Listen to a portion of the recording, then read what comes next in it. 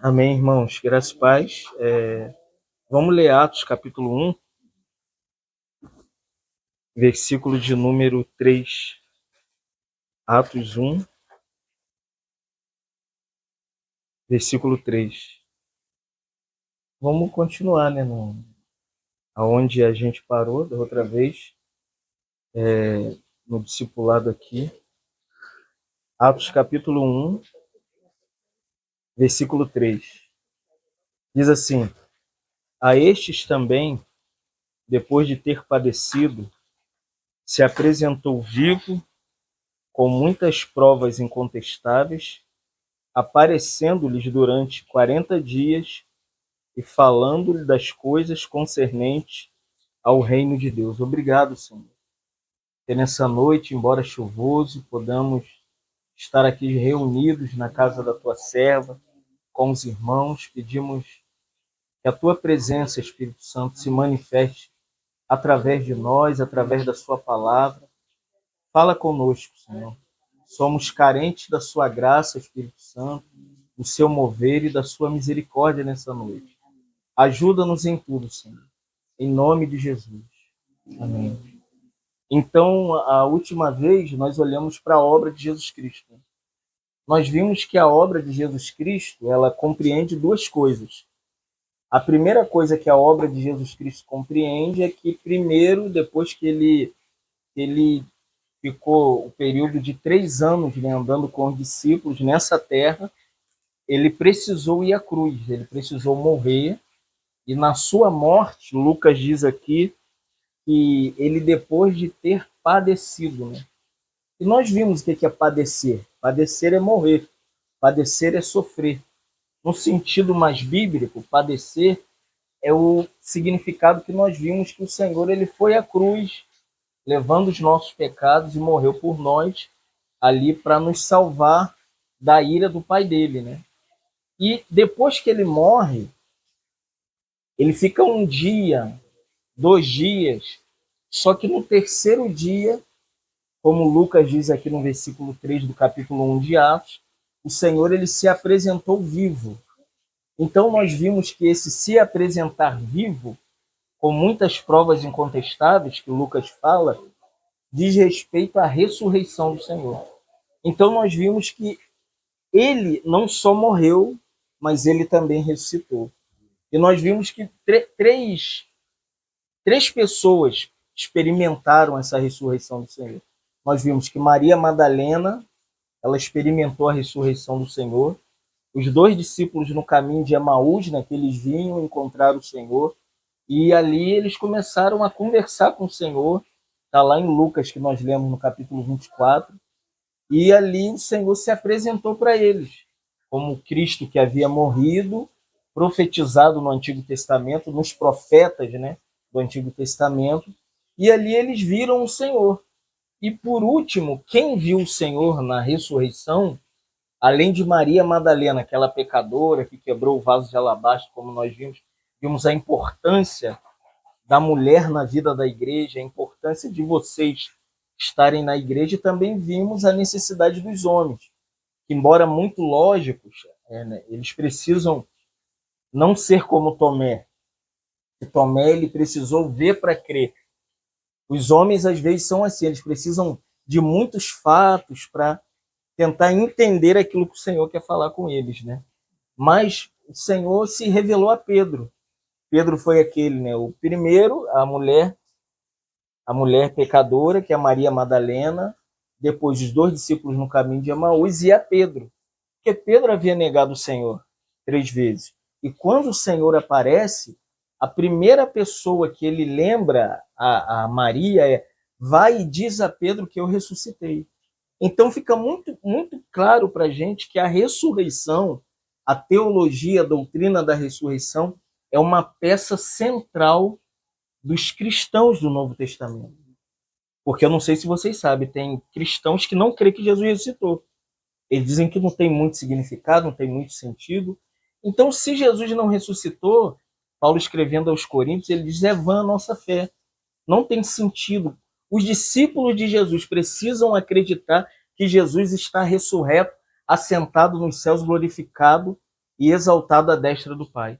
Se você não tem uma visão clara da doutrina da ressurreição, você não é crente.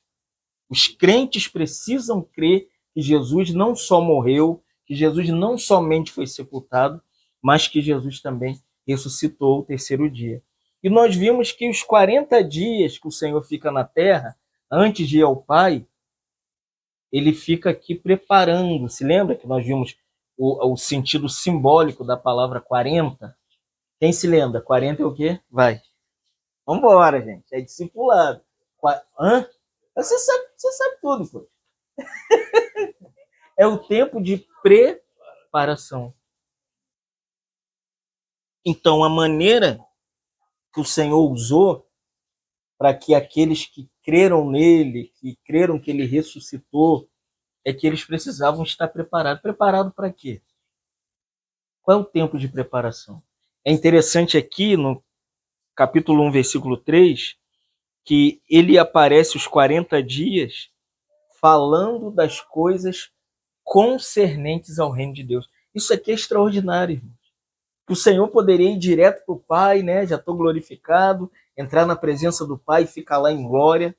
Mas o coração do Senhor é aquele, né, que ele ainda queria ter um tempo com os discípulos, e nesse tempo com os discípulos, ele queria preparar os discípulos para algo que ainda haveria de se manifestar, que ainda haveria de vir.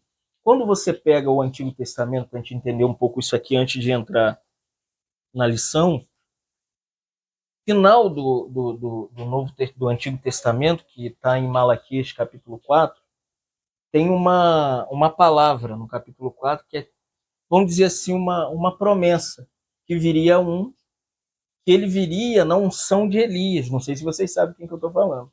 Quem sabe aqui? Viria que viria como Elias, ele seria chamado Elias. E só que esse período de Malaquias até o Evangelho de Mateus, quando você pega a Bíblia, você vê o final de Malaquias para entrar no Evangelho de Mateus. Você lembra que tem uma folhinha branca aqui, que fica entre Malaquias e Mateus? Se você pegar, aquele ali é o período em que Deus ele não falou com nenhum profeta, com nenhum rei, ele não falou com ninguém. O Senhor ficou calado um período de 400 anos, sem falar nada com ninguém. E imediatamente depois dos 400 anos, aquele profetizado em Malaquias capítulo 4, que viria, ele é chamado de João Batista. Para a gente entender sobre o reino, a gente precisa entender como que começa o Novo Testamento. Há uma dispensação. O que é uma dispensação? Porque o Senhor agora ele vai começar a trabalhar de outra forma, de outra maneira, com pessoas diferentes. E o primeiro no Novo Testamento, que é o último profeta do Antigo Testamento, quem é? João Batista. E ele vem com uma palavra. Qual é a palavra de João Batista? Arrependei-vos, porque está próximo o reino dos céus. Percebeu? A comissão de João Batista é preparar o caminho para aquele que viria, para que esse rei com um reino se estabelecesse nessa terra. E quando você pega o Evangelho de Mateus também falando de Jesus, qual é a mensagem de Jesus? É a mesma de João Batista. Jesus vem pregando o Evangelho do reino de Deus. E isso não é incrível, irmãos, que o Senhor começa a dispensação do Novo Testamento na ótica do reino. João Batista apresenta o reino. Jesus apresenta o reino. Quando ele envia os 70, lá em Lucas, ele envia com uma mensagem do reino: ide pregai o evangelho a todas as pessoas e dizer que o reino de Deus ha chegado, ele chegou, o reino de Deus começou. Então, a coisa mais bela é que na ressurreição, agora indo aqui para a nossa lição, na ressurreição, o Senhor continua falando aquilo que João Batista falou, aquilo que ele falou, aquilo que os 12 falaram. E agora, por que o Senhor continua falando? Qual é a importância de nós entendermos o reino? É porque a igreja perdeu muito da mensagem do reino. Quando você olha para a igreja ela está tão organizada, ela está tão centrada no homem, nas coisas da terra. Se você for perguntar para os crentes, qual é o plano de Deus para essa terra? Eles não sabem. Então, o propósito aqui de Atos, capítulo 1, versículo 3, na parte final do versículo, onde diz que Jesus fica 40 dias falando das coisas concernentes ao reino de Deus. Nós vamos olhar para duas partes do reino. Olha aí na folhinha, vamos ler junto? O reino de Deus universal e mediador. Nós vamos olhar para esses dois aspectos do reino. Quando Jesus fala do reino, ele apresenta um aspecto geral e um aspecto prático que é visto na igreja. Então vamos lá, ponto 1. Vamos ler? Os discípulos de Jesus devem conhecer o reino de Deus. Por que os discípulos devem conhecer o reino de Deus? Por que, irmã Tereza? Não. Fugiu.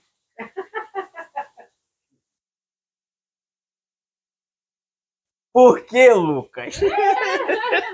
Pensou que eu ia falar para ela, né? Por que o Senhor quer que os discípulos conheçam o reino? Por que será que o Senhor ele tem essa necessidade que aqueles que conheçam ele, a sua obra, sua morte, sua ressurreição, passem a entender que discípulos de Jesus não são discípulos, entre aspas, da igreja, de uma organização, de um sistema humano. Eles são discípulos do reino. E nós vamos entender, porque a gente fala de reino, hoje reino está muito associado com a Inglaterra, a rainha Elizabeth, aquela mulher que está lá numa monarquia e tem os seus súditos, né? Ela já faleceu, agora é o príncipe Charles, né? Que assumiu, que agora é o rei Charles. E qual é o prisma do Senhor quanto ao reino? Como o Senhor ele vê o reino? Primeiro a gente tem que entender o significado da palavra reino. Reino não é igual fala assim, você sabia que tem um reino ali e você fica conjecturando. Mas como que é esse reino? Tem reino em todos os lugares. Né? Tem reis, tem reino, tem súdito. Mas a palavra reino, vamos lá no ponto A, vamos ler junto? Ponto A, vamos lá? A palavra grega para reino é basileia e significa soberania, poder real, domínio. Mateus capítulo 6, versículo 10. Qual é a primeira vez que o Senhor faz menção do reino? É logo depois que ele é batizado, que ele é tentado pelo diabo. O Senhor, em Mateus 3, 4, 5, ele leva os discípulos e começa a ensiná-los. Quando ele ensina para os discípulos, há uma necessidade dos discípulos entenderem agora aonde eles estão. Não é discípulo de Jesus? Não tem um ensinamento de Jesus? Não começa a caminhar com Jesus? Então, todos os que são discípulos de Jesus, eles passam a ter um rei soberano que tem um poder real e um domínio sobre eles. Isso é reino. Amém, irmãos?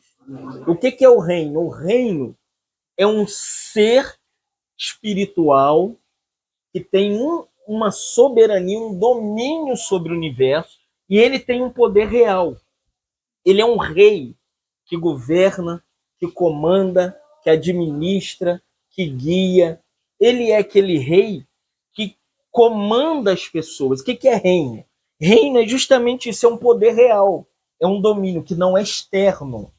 Quando a gente fala de reino, nós não estamos falando de um grupo de homens que agora começam a mandar nos outros. Quando você lê aqui a palavra reino, é basileia. Então, o que basileia significa? Significa que há um poder real para aqueles que creram na morte, sepultamento e ressurreição de Jesus. Agora, o reino de Deus não é uma coisa externa. É um poder que governa Teresa, governa o Lucas, governa a irmã, governa a irmã. É um poder de dentro para fora, que te guia, que te move. Você não sabe como é isso, mas você entende isso a partir do seu coração.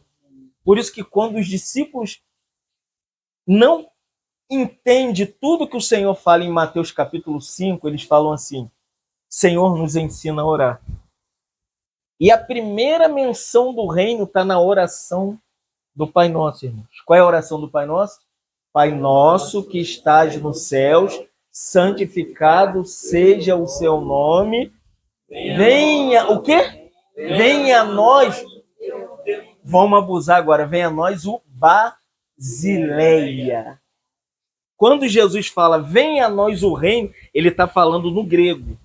Venha a nós, ó Deus, a sua soberania sobre nós. Venha sobre nós o seu poder real. Venha sobre nós o seu domínio, irmão. Se os crentes entendessem o evangelho do reino de Deus, acabaria a disputa, acabaria as guerras, acabaria as loucuras que há tanto no coração de muitos crentes. Então é interessante a gente entender que a oração do Senhor é justamente essa: venha o teu reino. Ou seja, nós deveríamos sempre ir ao Senhor com esse coração dizendo para ele assim: Senhor, seja soberano sobre nós.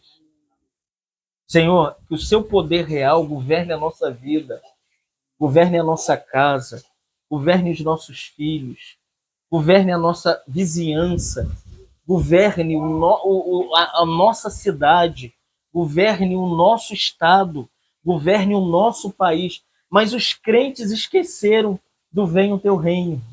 Então, os discípulos de Jesus são discipulados durante 40 dias a aprender que existe um reino. Vamos lá, o ponto B diz assim: o reino de Deus é o lugar onde Deus reina como rei. Amém? O que é reino? É quando Deus assume as rédeas. Quando Deus direciona, quando Deus fala, quando Deus governa, quando Deus é soberano, quando Deus exerce poder, quando Deus exerce domínio, quando Deus exerce e realiza. Todo lugar aonde há a mão do homem perdeu o reino. O homem está controlando, não tem mais o reino. Está na mão do homem, está na mão da mulher, é ele que faz. Isso em todo nível. A vida social requer reino. A vida acadêmica requer reino. A vida da igreja, a vida do cristianismo. E o que a gente precisa entender? Olha o ponto C.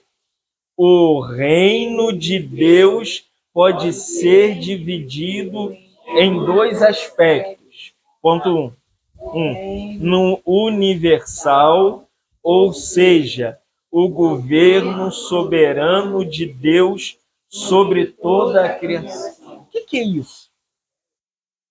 Agora está chovendo. A previsão do tempo falou que ia chover muito. Por volta de meio-dia, 1 hora, essa chuva estava prevista. Deus enganou os meteorologistas, inclusive a mim, que fiquei preocupado em pegar Pedro na escola e aquele período. Irmãos, está aqui que nós lemos: o governo do reino universal do Senhor é que ele governa sobre a chuva, o sol, as estrelas. Irmãos, nós não temos controle do universo, da criação de Deus. Nós não temos controle de nada. Olha o Salmo 103, versículo 19. Lê para mim, Salmo 103, versículo 19. Tá na folhinha aí, gente.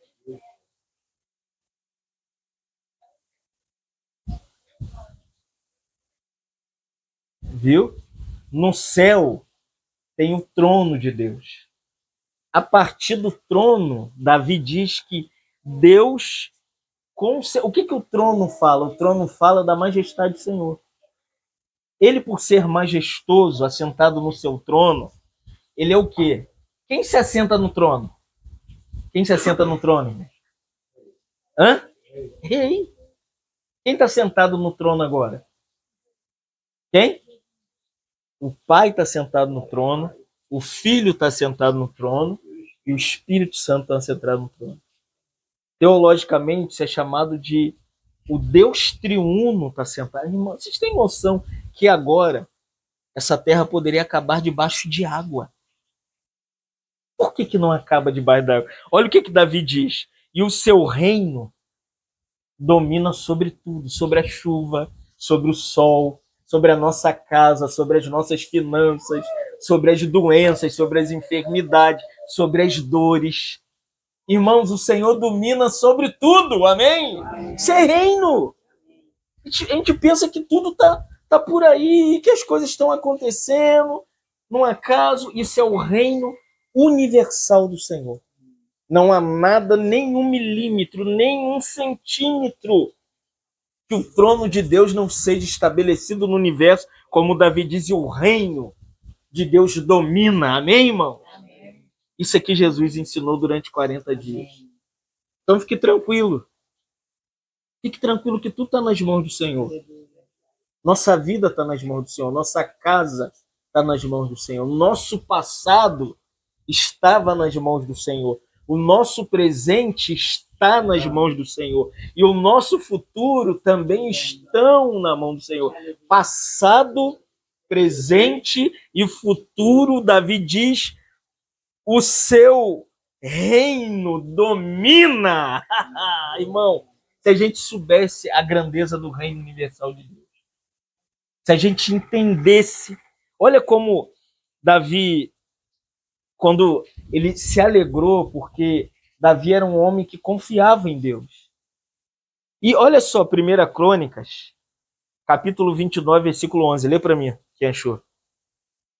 Deus, Senhor, é o poder, a grandeza, a honra, a vitória e a majestade.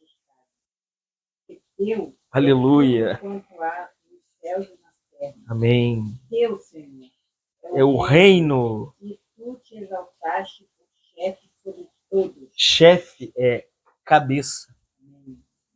Todo governo do mundo está debaixo do encabeçamento de Jesus Cristo. Do Pai, do Filho e do Espírito Santo. Não há nenhum chefe de nação, não há nenhum ministro. Alexandre de Moraes, até ele está debaixo da mão de Deus. Ele faz porque Deus está permitindo. Está aqui, ó. Eu não estou inventando, não. Davi diz, Senhor, teu é o reino, e tu te exaltaste como cabeça sobre tudo. Amém, irmão? Você tem noção do que é o reino? Reino é que Deus é o cabeça, ele está sobre o universo, ele está sobre o céu, ele está sobre a terra, e ele está em cada canto que você entra, você não percebe. Mas o Senhor reina, amém? Senhor reina, irmão. Se a gente visse o reino de Deus entronizado, Basileia, se lembra? Não esqueça da palavra grega. Se a gente visse que Deus é soberano, que ele tem um poder real e que ele tem domínio. É isso que Jesus ensinou durante 40 dias para os discípulos. Olha, Deus é soberano. E sendo Deus soberano, irmão, nada foge das suas mãos e do seu cuidado amoroso. Não tem nada, não há nada, nada que você possa dizer, não, mas isso não está sob o controle do Senhor. Eu vou dizer, você está errado e Deus está certo. A gente pensa que está nas nossas mãos. O filho que foi preso, o desemprego que chegou, às vezes não tem comida no armário, às vezes não está com dinheiro para pagar a conta. Deixa eu te falar, irmão, Deus não está preso às nossas circunstâncias. Deus é soberano, que tem um poder real e domina sobre tudo. Até naquilo que a gente pensa que ele não está com as mãos, Deus está nas entrelinhas da história. Esse é o reino universal. Então, quando você olhar para Deus, se lembra que ele é um rei que comanda o universo, o céu, a terra, debaixo da terra. Até o inferno está sobre as mãos dele. A gente pensa, morreu, foi para o inferno. Só se Deus quer que vá para o inferno. Se lembra quando Jesus morre, ressuscita, ele desce ao Hades e toma da mão do diabo a chave do inferno e da morte. Até para ir para o inferno tem que ser com o domínio de Deus. Ninguém vai para o inferno porque decidiu ir para o inferno. E ninguém vai para o céu porque decidiu ir para o céu. Só vai para o inferno, irmão, quem Deus envia. Sabia disso? Você acha que Deus não sabe quem vai para o inferno? E você acha que Deus não sabe quem vai para o céu? É que a gente limita o reino universal soberano, o Basileia de Deus, a nossa mente limitada. A gente coloca Deus no nosso quadradinho, igual essa folha, tá vendo? A folha não é quadradinha? A gente limita Deus dentro desse quadrado. A gente fica igual o Jó. Quando perdeu filho, quando perdeu bens. Os amigos de Jó, Bildade, Zofar e Eliú, chegaram e falaram porque você tem pecado. O outro falou porque você é arrogante. Mas Jó entendia quem estava sentado no trono. Nesse poder universal, esse rei universal, que tem um reino que comanda os céus e a terra. Irmão, por que eu estou enfatizando isso? É porque muitos crentes acham que existe uma falsa doutrina chamada teísmo aberto. Sabia disso? Vou dar um nome deles, eles são famosos na internet. Caio Fábio prega essa doutrina. Ed René Kivitz prega essa doutrina. Ricardo Godin prega essa doutrina. Antônio Carlos Costa de Niterói prega essa falsa doutrina. Essa doutrina diz que Deus não controla o universo, que Deus não sabe quando vai chover, que Deus não sabe quem vai morrer, Deus não sabe quem vai para o inferno, Deus não sabe quem vai para o céu, Deus nem pensa como que o homem vai... Irmão, o teísmo aberto é uma heresia. O reino de Deus é um reino universal que Deus no seu trono governa. Ele sabe a hora da chuva, a hora que o sol nasce. Se lembra do Salmo? Quando Davi diz assim, antes que tu me formasse no ventre da minha mãe, tu me conheceste. Antes que tu me... Isso é o reino de Deus, irmão. O controle soberano de Jeová sobre o universo. Por isso que aborto é pecado. Aborto, eu estava no trem, vindo de Miguel Pereira, e uma jovem falou, eu sou mãe solo. A modinha é mãe solo. Porque se é mãe solo, pode abortar, pode tirar o filho. Não precisa do homem. O homem é só um objeto para sexo. Isso fere o reino de Deus. Eu falei em Miguel Pereira que o propósito de Deus para o homem, criado à imagem e semelhança, é para que esse reino universal se expanda em toda a terra. E disse Deus, sede fecundos e multiplicai-vos. Gênesis 1, 28. Olha o termo que Moisés usa em Gênesis 1, 28. Dominai sobre os peixes do mar, sobre as aves do céu e sobre todo o animal que rasteja, irmão. Deus quer homens, a imagem e semelhança dele, para que através do homem Deus governe essa terra. Amém, irmãos? Então esse é o reino universal. Amém, irmão? Estão entendendo? Esse é o reino é o reino que controla tudo. Ponto 2, vamos ler?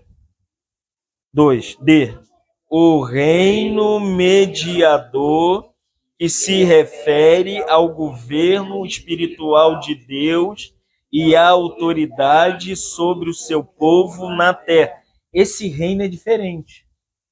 O reino universal é o governo de Deus sobre tudo. Não tem interferência de homem, o homem não coloca a mão, porque Deus reina soberano no seu trono. Só que o reino mediador, ponto 2, vamos ler o ponto 2? O reino mediador é pela a igreja. E depois o reino milenar. Então, o reino mediador hoje, não se espante, passa por meio dos homens. Desde o Antigo Testamento, vamos lá, o ponto A, vamos ler? O reino mediador de Deus, vemos através de Adão, dos patriarcas, Moisés, Josué, dos juízes, dos profetas e dos reis de Israel e de Judá.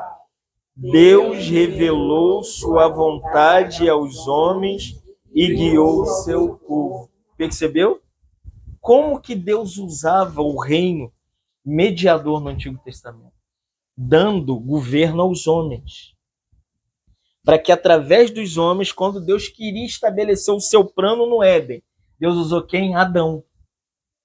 Adão é comissionado por Deus, da costela de Adão Deus tira a Eva, não é Eva que mantém o jardim.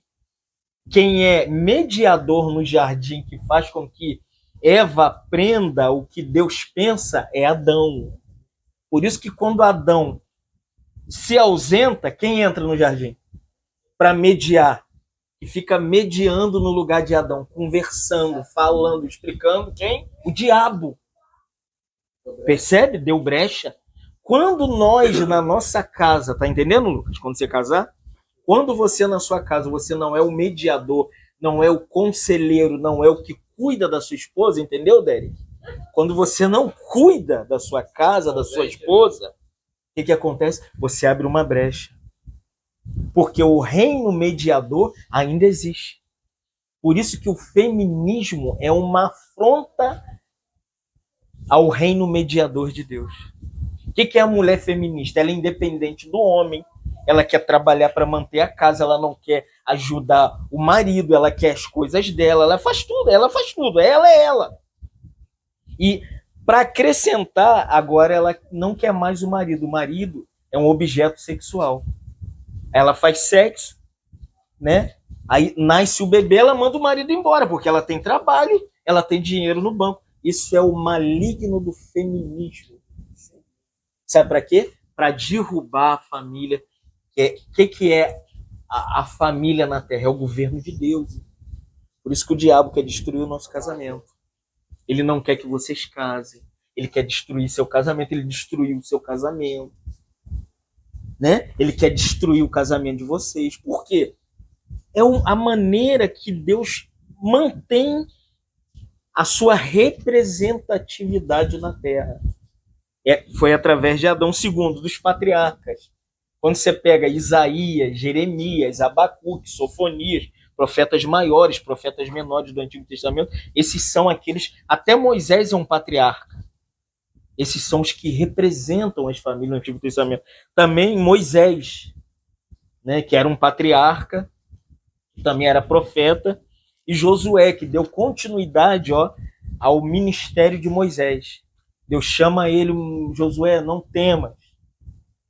Você vai entrar na terra, você vai conquistar a terra. Porque através de Josué, Deus iria levar o seu reino mediador para a nação de Israel. Outro aqui, os juízes. Por não terem um mediador adequado, Deus foi levantando Débora, Sansão. Deus foi levantando governos, mediadores, para que o seu reino se manifestasse no livro de Juízes. Então, quando você pega o final do livro de Juízes, diz assim: cada um fazia o que queria fazer porque não tinha visão de Deus. Percebeu? Quando não tem reino mediador, homens guiando os outros, imagina. Não, eu e Derek estamos aqui cuidando da igreja de Itaboraí. De repente eu ligo para o Derek e falo: Derek, vamos deixar de qualquer maneira. Vamos deixar acontecer, irmãos. Ninguém reúne, ninguém estuda a Bíblia, ninguém ora, ninguém louva. Foi isso que o Senhor deu no Antigo Testamento. Os profetas, os reis de Israel e Judá. Deus revelou sua vontade para os homens e guiou através do seu povo. Vamos lá ao ponto B? Vamos ler? Ponto B. Com o fim da monarquia de Israel, começaram os tempos dos gentios. Durante esse período, que durará até a segunda vinda de Cristo, Deus usa seu governo espiritual através da igreja. Mudou. A dispensação mudou. Antes era com Adão, patriarca, Moisés, Josué, os profetas, os juízes. Mas quando chega o tempo dos gentios, quando as nações, Deus envia Jonas para pregar o evangelho, se lembra? Para Nínive. É o período em que aqui eu coloquei que é o tempo das nações, o tempo dos gentios.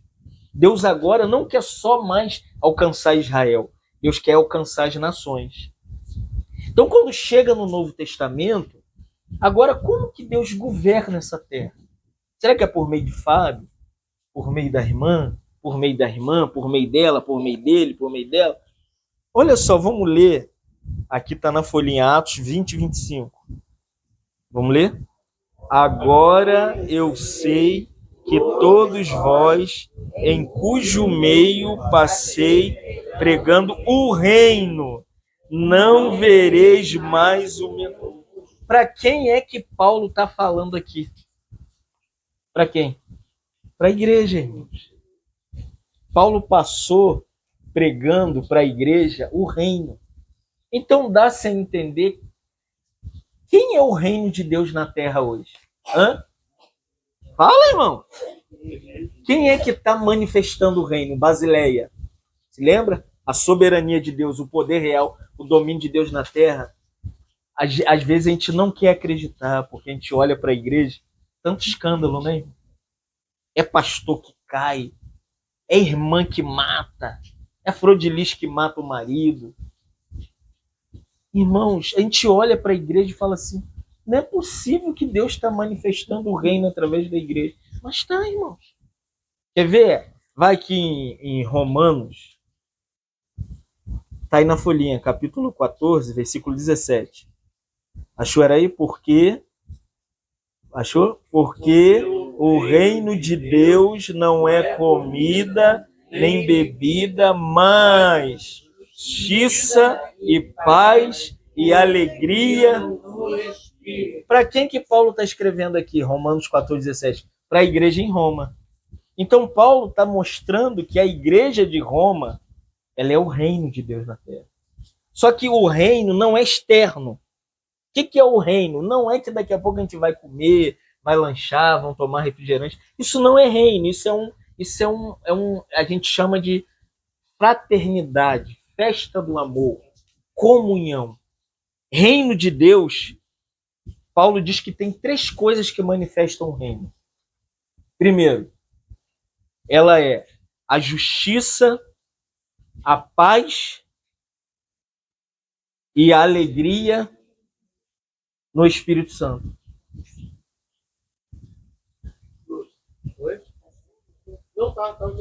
Ela é justiça, paz e alegria no Espírito Santo.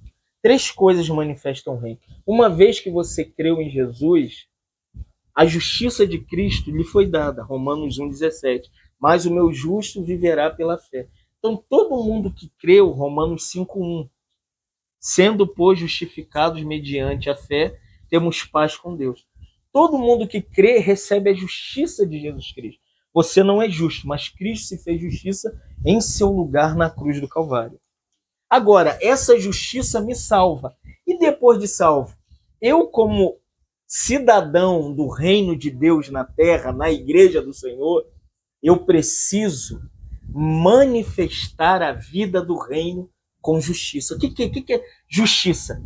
Vou usar uma coisa que isso acontece muito com a gente. Você já entrou num ambiente que você dá R$ 50, você tem que pagar 20 e a pessoa te devolve 40? O que você faz?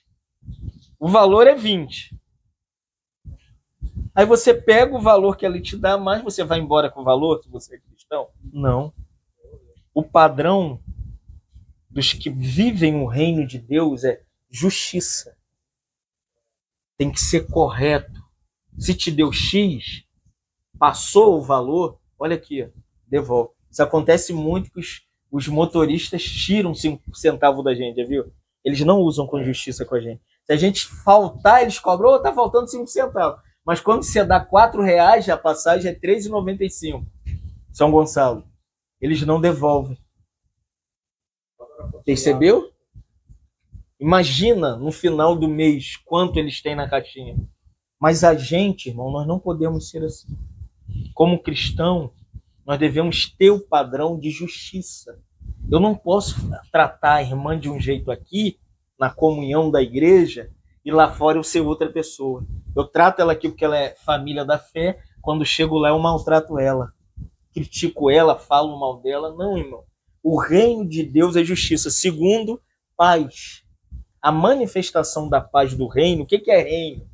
Que o reino a gente quer paz, a gente não quer ficar de briga com o vizinho, briga com a família, briga com os filhos, briga com o parente, briga com todo mundo. E a vida um negócio de briga e briga e briga, irmão. Quer saber se você entendeu o evangelho? Se a vida do reino traz paz ao seu coração. Isaías 9,6, Jesus é chamado de príncipe da paz. Não é isso? Qual é o contexto de Isaías 9,6? É que ele é o príncipe da paz, e o reino estará sobre os seus ombros, entendeu? O que é o reino? Como Jesus reina sobre a igreja? É quando a gente, na nossa casa, a gente manifesta a paz. Na sociedade, a gente manifesta a paz. Na igreja, a gente manifesta a paz. Irmão, a maior necessidade deste século atual é paz, irmão.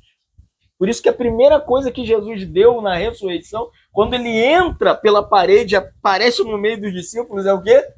Paz seja convosco. Não é fácil, irmãos. Hoje há motivo de briga para tudo. E briga por causa disso, e briga por quê? E a maioria das brigas, vou ser bem claro com os irmãos, a maioria da falta de paz hoje não está no mundo, é na igreja. Os crentes não têm paz com a liderança, não tem paz com o cuidado pastoral, não tem paz com o cuidado dos irmãos da família. É tanto problema entre os irmãos que a pessoa fala assim, para ser crente eu não quero. Por que eu vou congregar nesse lugar, não tem paz? Vai na internet, falta de paz. Então, irmãos, o segundo aspecto que a igreja é o reino, o primeiro, justiça. Segundo, paz. Terceiro, alegria no Espírito Santo. É aquilo que Abacuque falou, ainda que a figueira não floresça e a vide não dê o seu fruto, Abacuque disse, todavia eu me alegrarei no Senhor. O que é se alegrar no Senhor? Não é quando o armário está cheio de compra, não, irmão. É quando o filho está na casa que não está preso, é quando o marido ainda não se converteu, é quando a filha ainda não teve uma experiência de novo nascimento. A nossa alegria não está baseada nas circunstâncias. A nossa alegria está baseada em que nós conhecemos Jesus. Aleluia. E Ele é a nossa alegria. Amém. Alegria em meio a todos os problemas que a gente passa.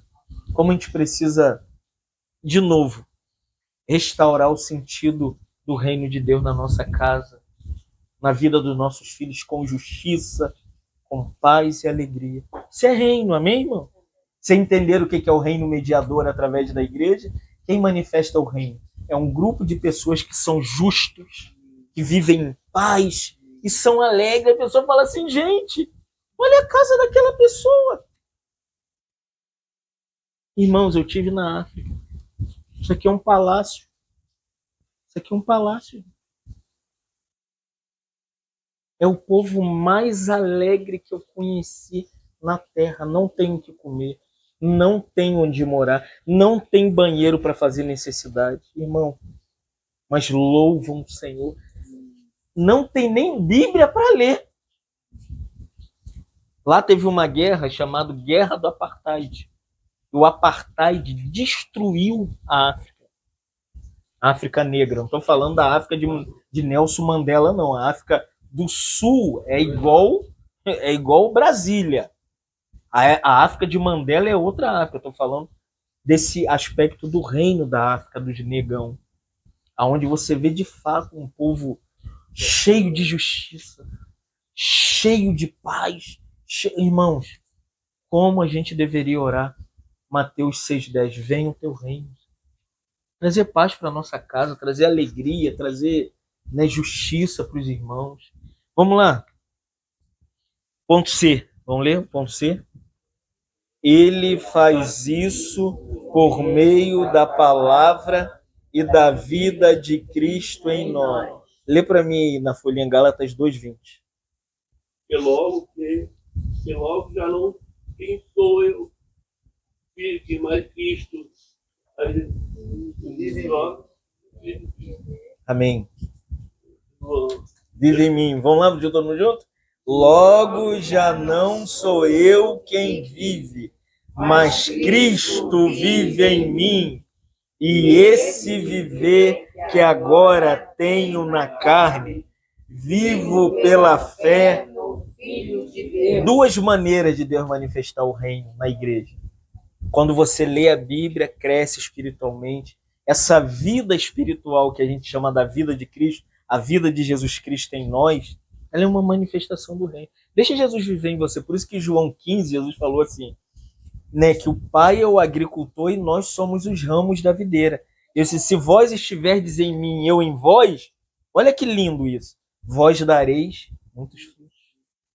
A vida cristã, irmãos, é uma vida de deixar Jesus viver em nós. O que é o reino? Jesus falou assim em Lucas 18. Vão dizer, Jesus está ali, Jesus está lá, o reino de Deus está ali, o reino de Deus está lá. Jesus falou, não creais. Irmão, não tem como achar o reino de Deus em Itaboraí. A política é injusta. Ah, o prefeito é maravilhoso. O prefeito é maravilhoso. Né? Não sei se vocês sabem, mas todo mundo diz que ele fez muito mais do que as outras gestões. Então ainda existe um governo, uma basileia sobre esse prefeito atual. Mas ainda não é a manifestação do reino. A polícia ainda é injusta. Polícia militar, polícia civil, todo estilo de governo humano. Mas Jesus falou, então o reino não é... Vamos encontrar o reino está ali. Não vai atrás não, irmão.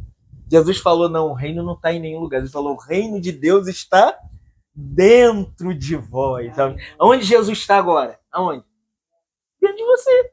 Onde Jesus está? Está aqui dentro, irmão.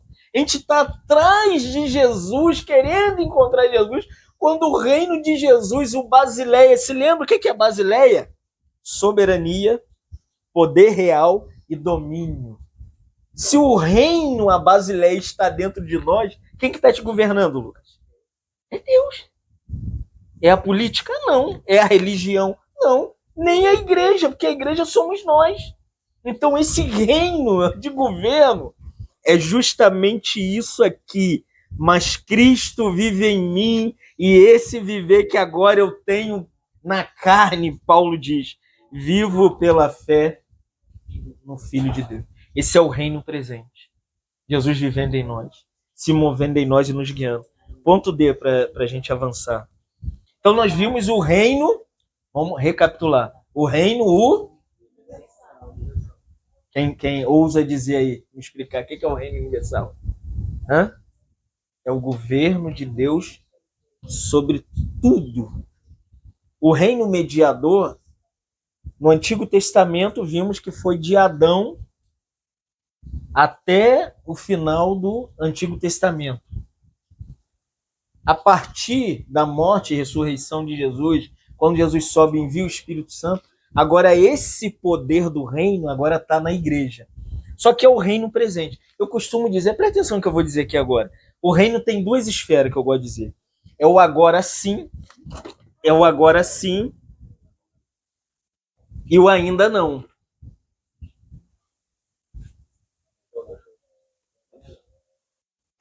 Então o reino agora ele tem dois aspectos. É o agora presente, ele está existindo. Você não vê, mas o reino de Deus está aqui. Ele está dentro de nós, ele está sobre nós, ele está no meio de nós, ele está em todas as áreas. Só que ainda existe, que nós vamos entrar aqui no ponto B, que é uma manifestação que ainda ninguém viu. E algumas seitas, testemunho de Jeová, saber que eles acreditam que o reino de Deus já começou? Eles dizem que já começou. Que Jesus está escondido numa ilha, que Jesus voltou em 1825.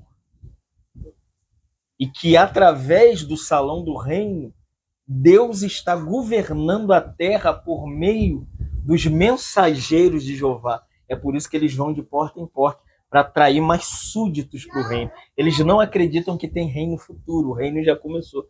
Uma vez eu perguntei para eles, eu falei, mas como se educação cheia de injustiça, política cheia de injustiça, cristianismo cheio de injustiça, religião cheia de injustiça, todos os níveis da sociedade está mergulhado na injustiça. Ele falou assim, é porque você ainda não é do salão. Quando você vier para o salão, você vai viver o reino. E eu fui lá no salão. Fiquei uma semana indo no salão. Eu falei, depois que eu vim para o salão, minha vida piorou. É porque você não nasceu para o reino. Você entendeu? Mas como assim? Então hoje nós vamos aprender no ponto D, vamos ler o ponto D, a fase final do reino mediador será no reino milenar com a volta de Cristo. Apocalipse 24 e versículo 6. Versículo 4 diz assim, e viveram e reinaram com Cristo durante 1000 anos. Pelo contrário, serão sacerdotes de Deus e de Cristo e reinarão com ele os 1000 anos. Deixa eu explicar para vocês aonde a igreja está agora. Essa é a era da graça de Deus, que a gente chama o Evangelho da Graça. Então, toda vez que você sai para pregar, você está levando o Evangelho da salvação às pessoas. Pregou, manifestou graça. O homem é salvo, perdoado os seus pecados. Só que quando você pega João capítulo 3, versículo 3, que nós ministramos na casa da irmã Teresa, diz que o Senhor falou para Nicodemos: aquele que não nascer da água e do Espírito não pode ver o quê? O reino. Então, a graça te introduz no reino. Você começa a ver o reino, você começa a ver uma esfera de soberania de Deus, poder real de Deus, de domínio de Deus, de controle de Deus. A mão de Deus começa a guiar a sua vida, sua família, sua casa. Tudo que você tem agora é de Deus. É reino. Você começa a ver. Não é isso? A pessoa estava mergulhada na cachaça. Daqui a pouco ela larga a cachaça, larga a noitada. Você fala, gente, se converteu. Porque viu o reino, irmão. Mas em João 3,5, Jesus falou: aquele que não nascer da água e do Espírito não pode entrar, no reino de Deus. Tem duas formas. Nascer para ver de novo, entra no reino. Não é isso? Então, só que esse reino na igreja, ele ainda não é uma manifestação plena. Ele é tipo, vamos dizer assim, ele é tipo um antigozo. Aí você olha e você fala, poxa, né, reunião onde parece que a gente está no céu, né? Que louvor, que palavra, que comunhão. Não dá vontade de ir embora, né? Tem um irmão que sempre fala, o irmão Fábio deveria continuar, o Rodrigo, né? Poxa, irmão Fábio, poxa, foi tão rápido, eu falei 1 hora. Por quê, irmãos? De fato, esse momento é onde a gente traz a palavra do reino, o evangelho do reino. Só que a igreja precisa sair da terra para que esse reino se manifeste numa pluralidade tão grande que tudo vai sucumbir diante desse período que a gente chama aqui de reino milenar com a volta de Jesus. Quando vai ser isso? O arrebatamento da igreja. Quando a igreja for tirada da terra, quando Jesus vier, quando nós ouvirmos o ressoar da trombeta, e nós sermos tirados da terra, quando nós chegarmos perante o Senhor, nós vamos primeiro, o que vai acontecer? Quando a igreja for arrebatada antes do reino milenar, primeira coisa que vai acontecer, nós vamos ir perante o tribunal de Cristo. 2 Coríntios capítulo 5, versículo 10. Não é para ser julgado por causa de obras. Nenhuma obra leva você para o céu. Nós já fomos julgados na cruz. Lá ninguém vai ser julgado por causa de pecado. Ah, Lucas, você está aqui diante do tribunal que você é um grande pecador. Não, irmão. Nossos pecados foram perdoados na cruz quando Jesus falou tetelestai, está consumado. Todo o nosso pecado foi levado sobre os ombros largos de Jesus. Tribunal de Cristo não é para julgamento, para mim ser salvo. Eu já sou salvo. Tribunal de Cristo é para mim passar do tribunal para entrar nas bodas do Cordeiro, para casar com Jesus. Satanás vai ser preso. É esse contexto de Apocalipse capítulo 20, versículo 4 e versículo 6. Satanás vai ser preso e esse período nós chamamos de milênio na terra. Irmãos, essa terra vai ser restaurada. Quer ver? Olha só que coisa linda. Vamos ponto E. Diz assim um ponto E, vamos lá? Durante o reino milenar, Jesus reinará somente na terra, exercendo controle soberano sobre a criação e todos os humanos. Você sabe o que é isso, irmão? O que você busca, o que eu quero, o que a gente almeja, não é ver essa terra transformada, não é ver os homens obedecendo o Senhor, não é ver as pessoas crendo em Jesus. Vai haver um dia em que todo o céu, toda a terra, o universo, todo mundo vai se dobrar. Filipenses capítulo 2 diz o quê? que o Pai lhe deu um nome que está sobre todo nome, pelo qual importa que todo joelho se dobre e toda língua confesse. É esse período aqui, irmão. Que Cristo é o Senhor. Todo mundo vai declarar. Quer ver Isaías? Vou ler, capítulo 40, versículo 10 e 11, é o período em que a terra está restaurada. Satanás está preso. Quem é que causa confusão no universo? Satanás. Hoje é um dia que Satanás vai estar envolvendo os governos. Porque Satanás, irmãos, ele não opera na macumba, vocês estão enganados. Nem na quibanda, mesa branca, nem na religião, nem no hinduísmo, nem no budismo. Satanás, ele criou um sistema que a gente chama de sistema hierárquico. É assim, Satanás, principados, potestades, hostes espirituais da maldade e os demônios. São 3 camadas. Satanás opera nas nações. Aonde Satanás está agora? Ele não está aqui em Itaboraí. Ele está lá na Rússia, promovendo a guerra contra a Ucrânia. Ele está lá, os palestinos com os árabes, tentando destruir Israel, que é o povo de Deus. Percebeu onde Satanás está? Satanás não controla bairro e nem controla cidade. Quem controla os bairros e as cidades? Principados e potestades e hostes espirituais da maldade. Agora aqui em Itaboraí, cada cidade tem um principado. Por isso, quando você pega São Gonçalo, com 1 milhão de habitantes, é um caos. A polícia está vendida.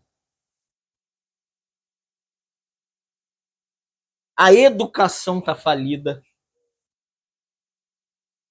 Quem está por trás disso? E vocês não sabem. Qual é a maior cidade com o número de evangélicos no Brasil? Fala para mim. São Gonçalo. Ué, como assim? Porque o poder não é do trono, não é do Basileia. É do principado e a potestade que opera em São Gonçalo.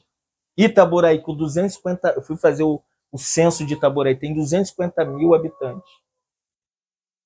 Você já olhou para Itaboraí? O que é Itaboraí?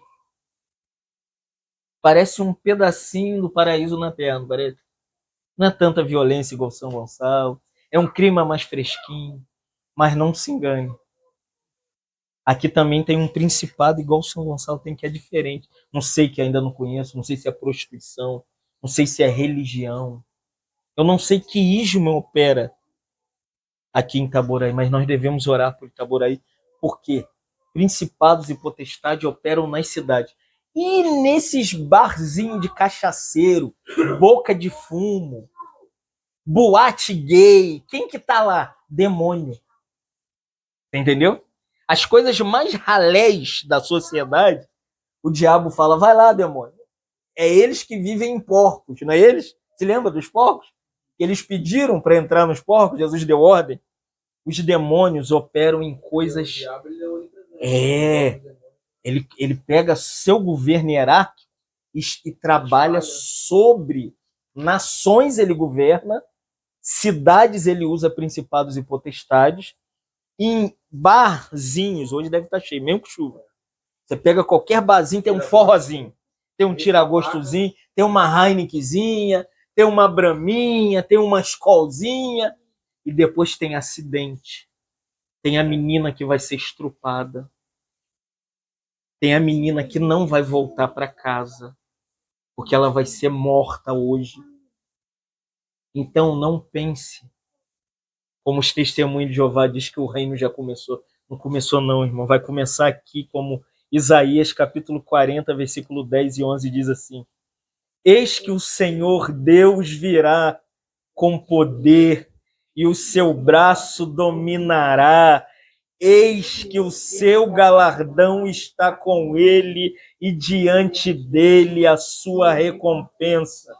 Como pastor, apacentará o seu rebanho, entre os seus braços recolherá os cordeirinhos e o levará no seio.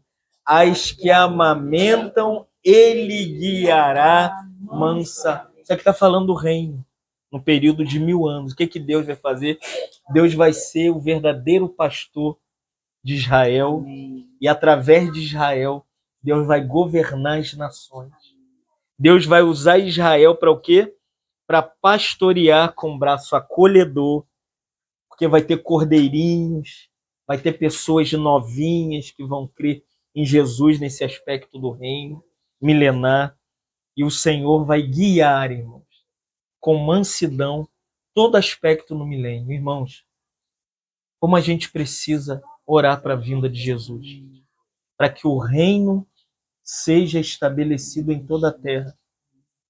Mas eu vou te dizer uma coisa, a igreja perdeu a visão do reino, por isso ela é tão fixa aqui, por isso que ela quer uma catedral, por isso que quanto maior a Deus é amor do Brás é tão grande que é uma redoma de vidro que tem que girar o líder para os 4 cantos.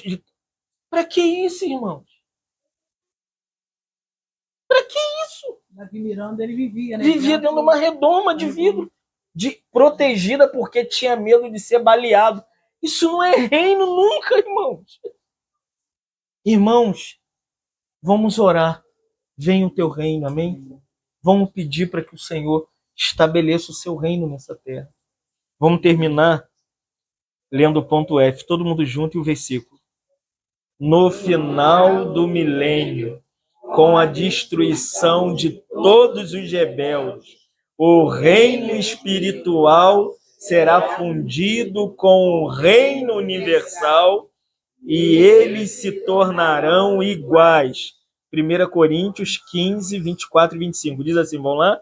E então virá o fim, quando ele entregar o reino ao Deus e Pai, quando houver destruído todo o principado, bem como toda a potestade e poder, porque convém que ele reine até que haja posto todos os inimigos debaixo dos seus pés.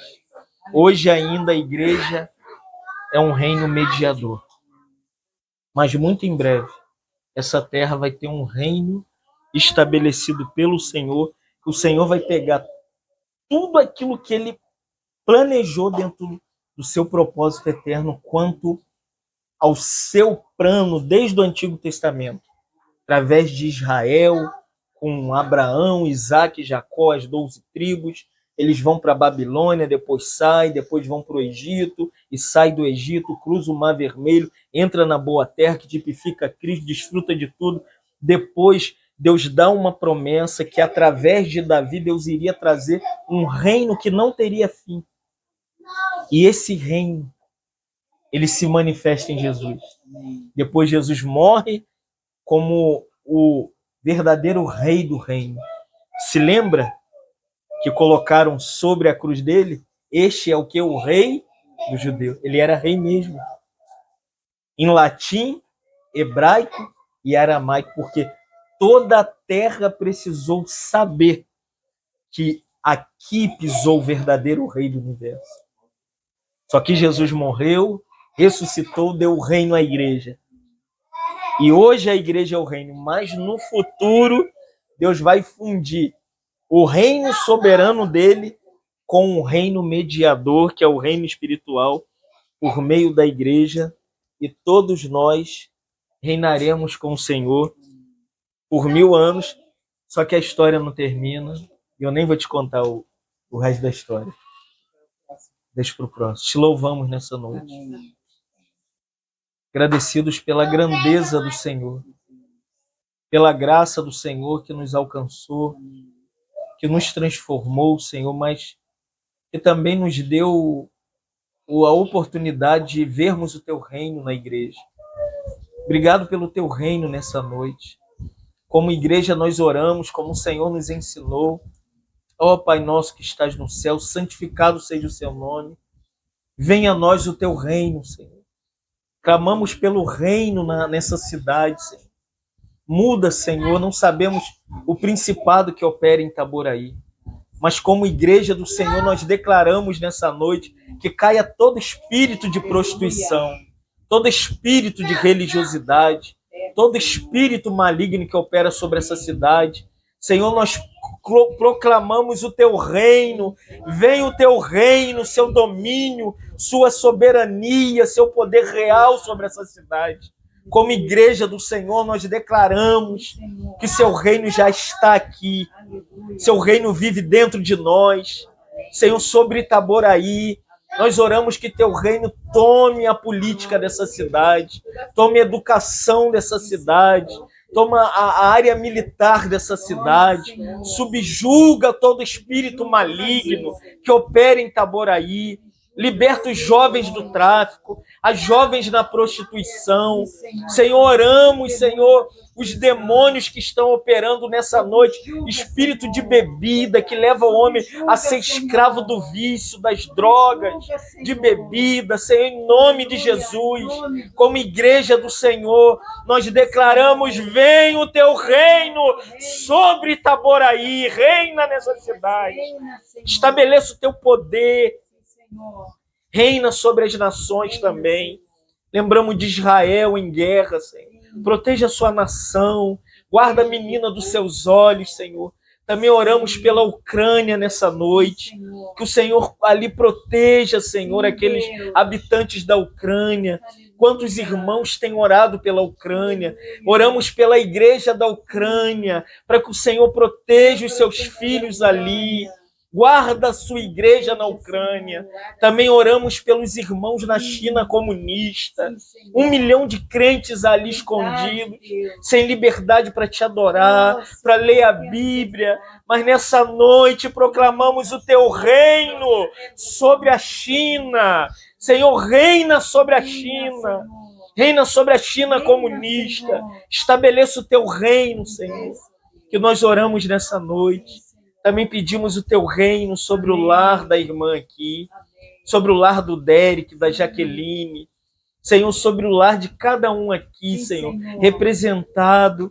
Que o seu reino governe os nossos filhos, os nossos maridos, as nossas esposas, os nossos netos, bisnetos. Governa também com o seu reino os nossos vizinhos. Senhor, traz o reino para este bairro, que o outeiro experimente uma parte do reino através da igreja. Traz o reino para essa cidade. Clamamos pelo reino, pedimos o reino a ti, Senhor. Reina sobre nós, nos usa como promotores do reino, como agentes do reino, como a igreja do reino, que oramos nessa noite. Agradecidos em nome de Jesus. Amém. Reina, Senhor. Amém. Aleluia. Amém. Amém.